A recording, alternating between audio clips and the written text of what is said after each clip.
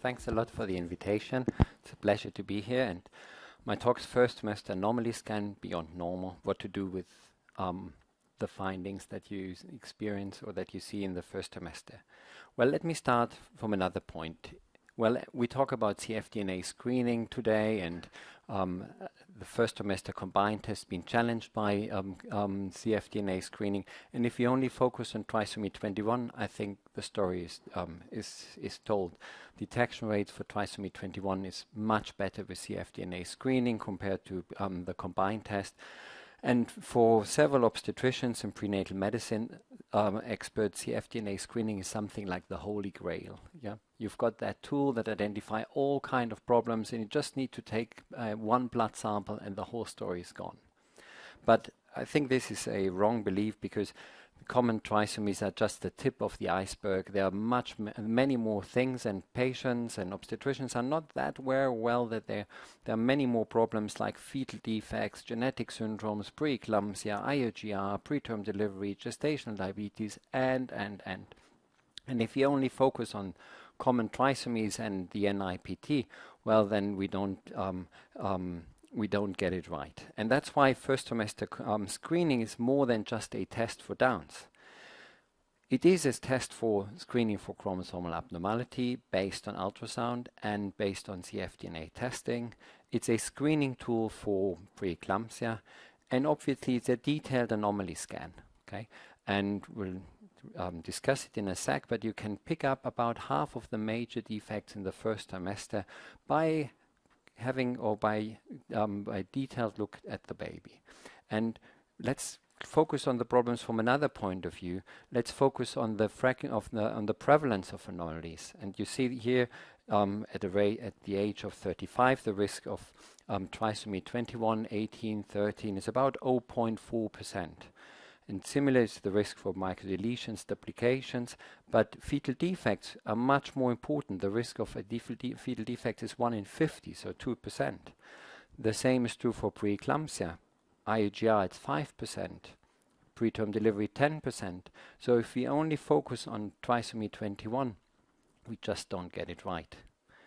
We could actually compare the risk for trisomy 21 or for common trisomies directly with the risk of fetal defects and maternal age. And as I already said, the risk of fetal defects about 1 in 50, and the risk of a common trisomy independent from maternal age is 1 in 500, and for trisomy 18 and 13, it's roughly 1 in 5,000. So if we now compare these two risks, let me see if you can see my mouse here. If we now compare the risks by maternal age, it's only after the age of 45 where the risk for Downs is higher than the risk for for major defect.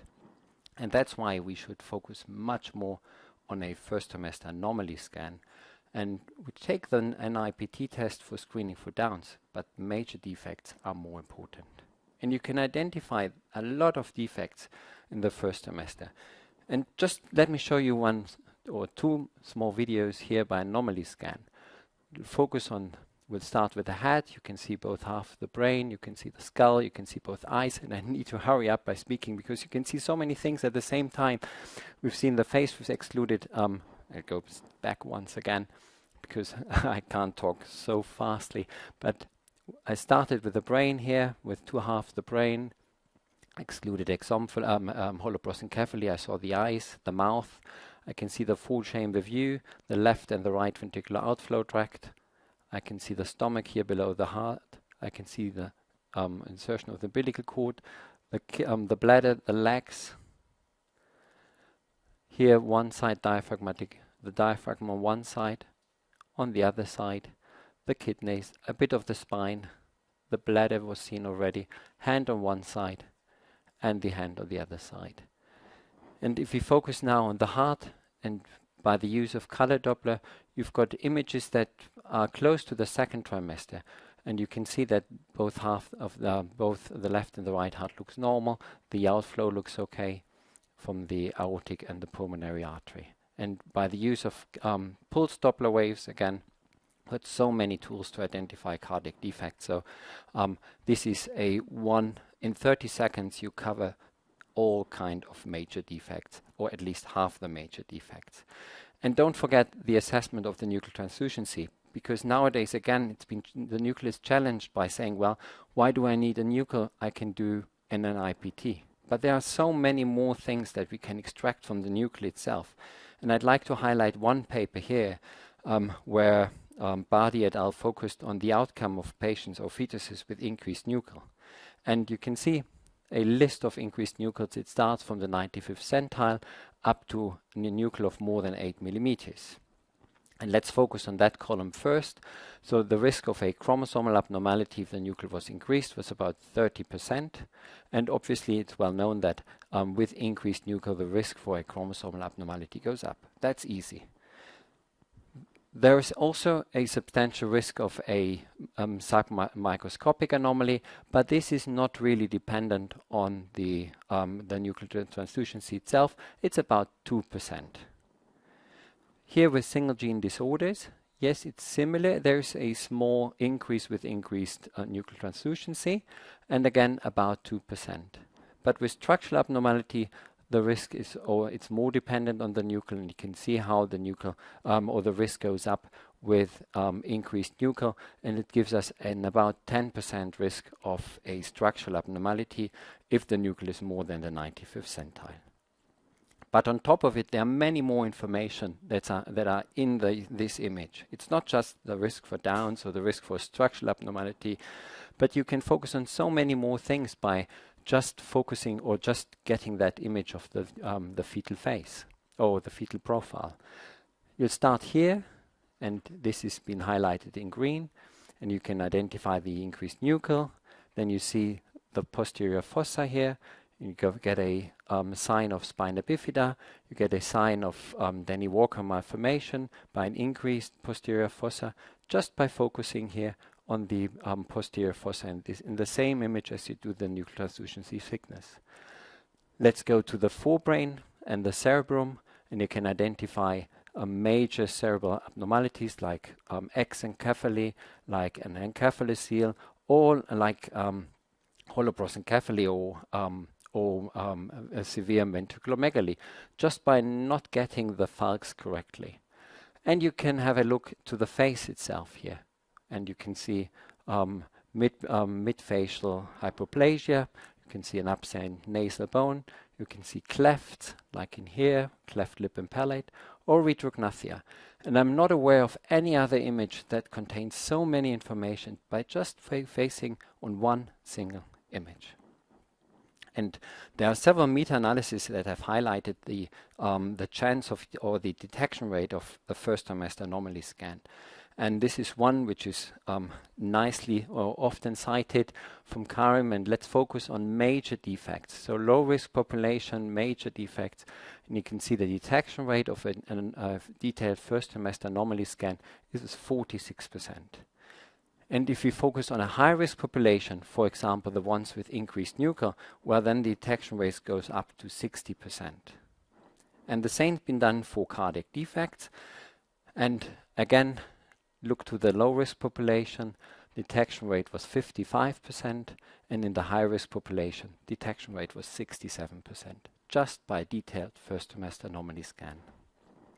But obviously, it's important to have a structured protocol. And again, this is another paper that I want to highlight. This is a paper from China where the authors had defined 14 sections, and the sonographers had to follow these sections very, very clearly. And by doing so, and by examining 53,000 normal fetuses and 1,500 fetuses with defects, they had a detection rate of 43%. So it's important really to have a clear structured protocol, and that brings you to 43% detection rate or even higher. But let's focus on the anomalies.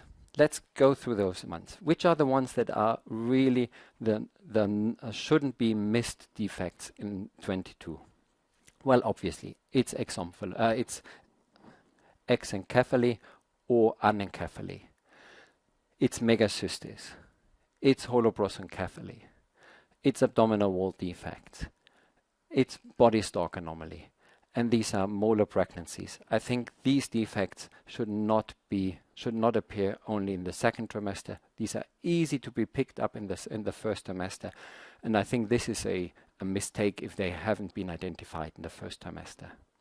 But there are many more things. I named them that can be seen defects, like cardiac defects, these two ones here, like a diaphragmatic hernia. It doesn't work all the time, but you can pick them up if they're big enough.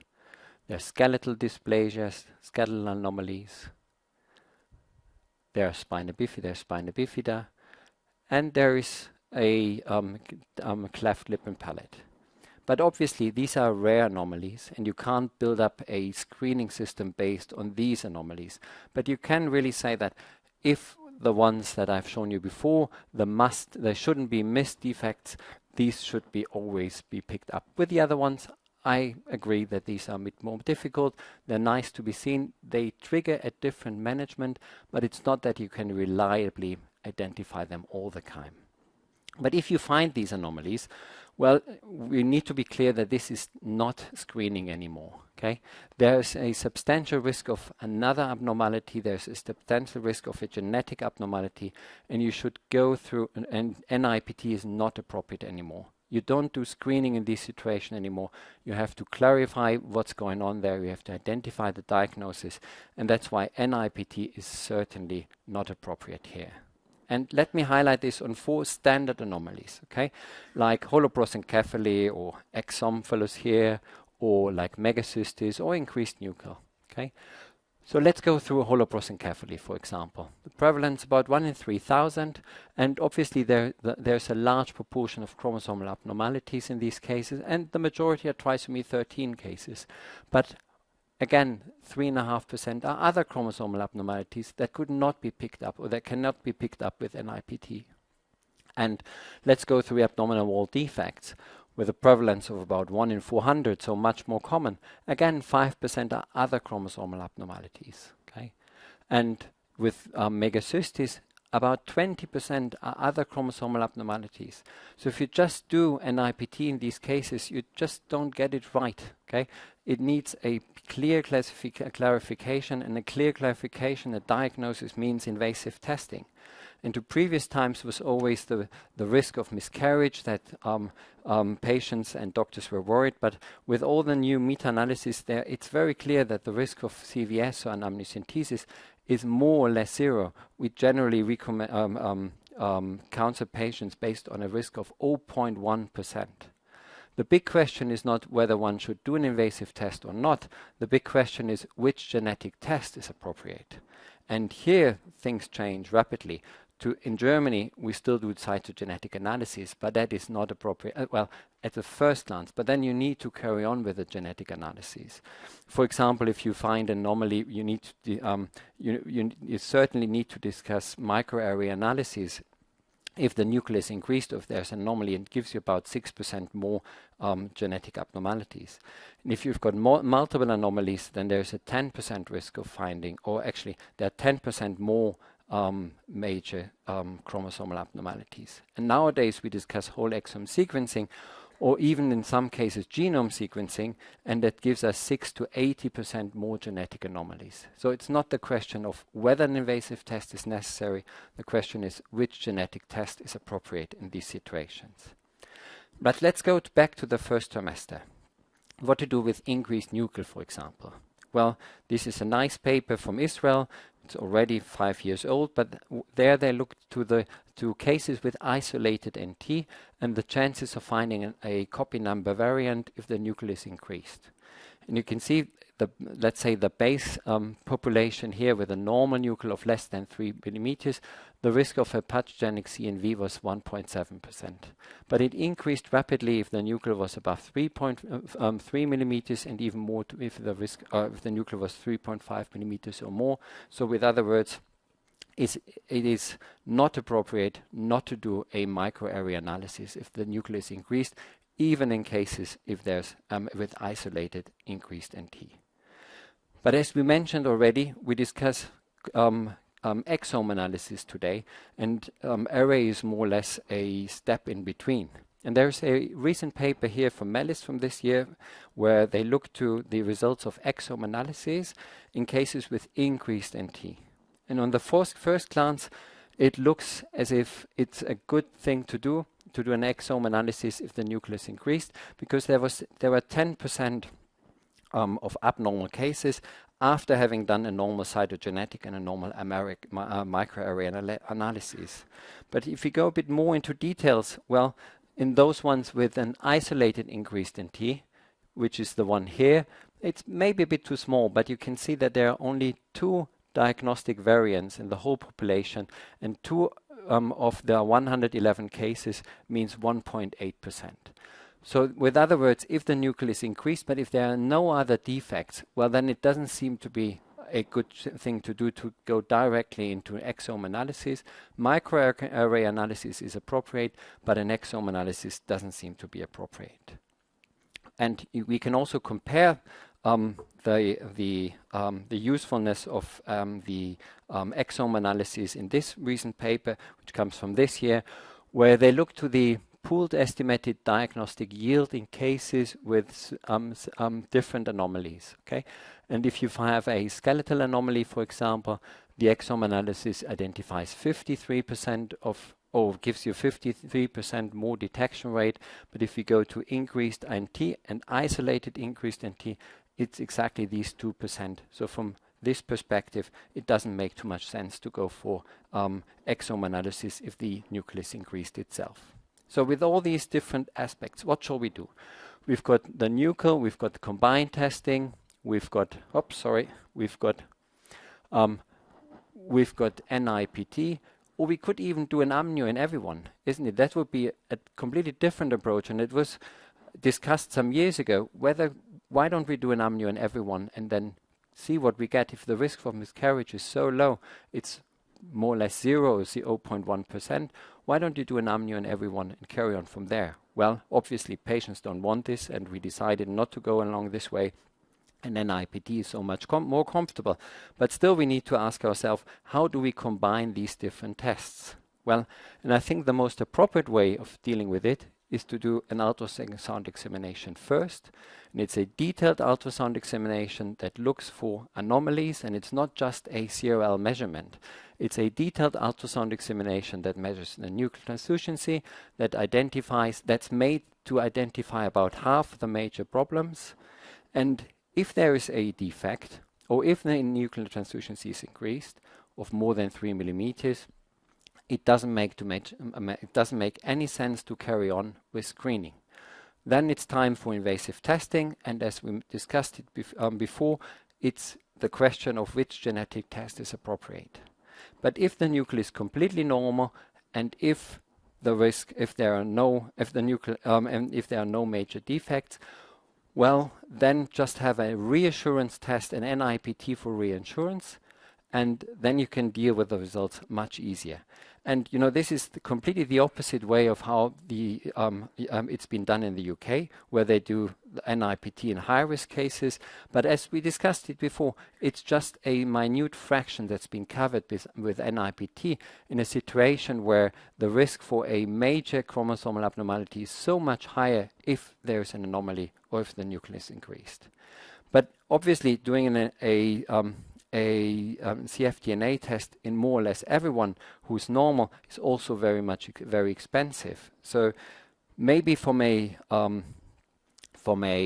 financial point of view, it would be easier to go through such a contingent model where you do a combined test first, and if the test is abnormal, if the risk is very much increased, go for invasive testing, because maybe its PAP-A is extremely low or the nucleus very high.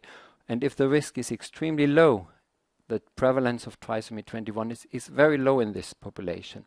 So it doesn't make too much sense to do further tests. But if you're in between, maybe carry on with NIPT. That's where, to previous times, the nose bone was assessed, and the ductus venosus and the tricuspid was examined. So maybe these things are not necessary anymore. And we've just reviewed our data where we've done a cfDNA test and combined testing in all patients, and we had 2,250 normal pregnancies and 163 babies with Downs. And the analysis has been done on real data. It's not a model where we had combined testing and cfDNA testing. And you can see if we follow such a protocol where a high-risk result goes into invasive testing, and a high-risk result is defined as a risk of 1 in 10 or higher, or the low-risk cases where we don't do anything anymore with risk of 1 in 1,000 or less.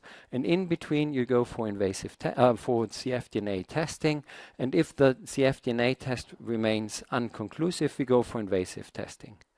And by doing so, we got a detection rate of 98.5% for a false positive rate of 0.7%. With other words, this is more or less as good as doing cfDNA tests for everyone, and at the same time, you only do cfDNA testing for 25% of the population. So that's a reasonable way of dealing with this and combining these different tests all together. And well, this is finally the end of my discussion, and I have kept in time. I was a bit faster, but I wanted to give you some more minutes for discussion, and I thank you for, I thank you, and I want